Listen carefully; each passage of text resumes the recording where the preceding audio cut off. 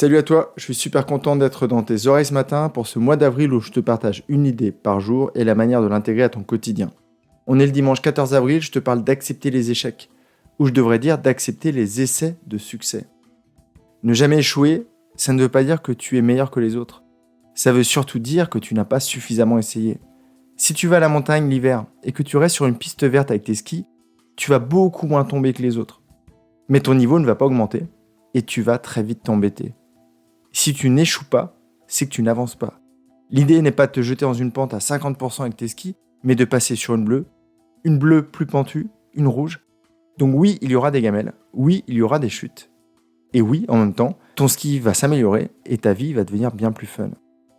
Si tu n'es pas trop sport de glisse et montagne, j'ai 2 autres exemples. Si dans l'apprentissage de la marche, tu avais décidé qu'au premier échec, tu abandonnais, tu serais encore à 4 pattes. Si dans l'apprentissage de la propreté, ta maman t'avait remis une couche dès la première couette mouillée, tu la porterais toujours. L'image n'est pas super sexy, mais c'est très parlant. En plus, j'ai envie de rajouter, plus tu acceptes l'erreur, moins tu en fais. Moins tu chutes car tu es plus détendu et plus libéré. Au volant, c'est quand tu regardes le ravin que tu tombes dedans. C'est pas quand tu es détendu et que tu te fais confiance. Oui, il y a des gamelles qui peuvent faire plus mal que d'autres. Et dans ce cas, en te relevant, tu peux te demander « Qu'ai-je fait pour chuter ?» Dans tous les domaines. Tu viens de te prendre une 5e chute amoureuse, questionne-toi sur le choix de tes partenaires. Et tu verras qu'avec le prochain, ça se passera beaucoup mieux. Tu viens de changer 5 fois de CDI en 5 ans. Est-ce un échec ? Tu n'as pas trouvé le bon job, en revanche, tu sais un peu mieux le job que tu ne veux pas. Je ne vais pas te resservir l'exemple de la tarte tatin. J'ai envie de te parler du post-it. Son inventeur voulait créer une méga super glue qui colle tout.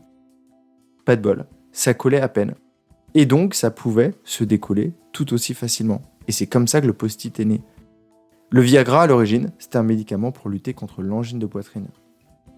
Donc la prochaine fois que ta créativité se réveille, teste, essaye, tombe, apprends, relève-toi et recommence. Jusqu'à ce que tu y arrives.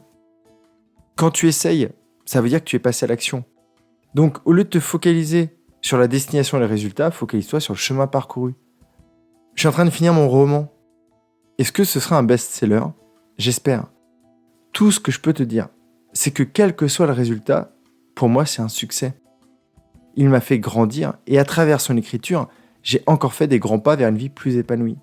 Donc dans tous les cas, j'y ai gagné quelque chose.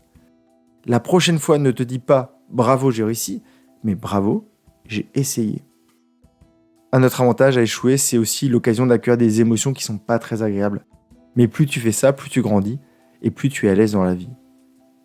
Je te souhaite une belle réflexion sur le sujet et peut-être que tu peux repenser à ton dernier échec. Essaye de le réexplorer, ça va te permettre de mieux le digérer et peut-être d'identifier les apprentissages que tu y as fait. Pense à t'abonner au podcast pour ne pas louper l'épisode de demain. Je te parlerai de résilience, on reste dans le même domaine. On verra comment on fait pour se relever après une grosse chute. Prends bien soin de toi, passe une magnifique journée, pleine d'essais et peut-être pleine de réussite, en tout cas pleine d'apprentissage. Je te dis à demain, ici même. Bye bye.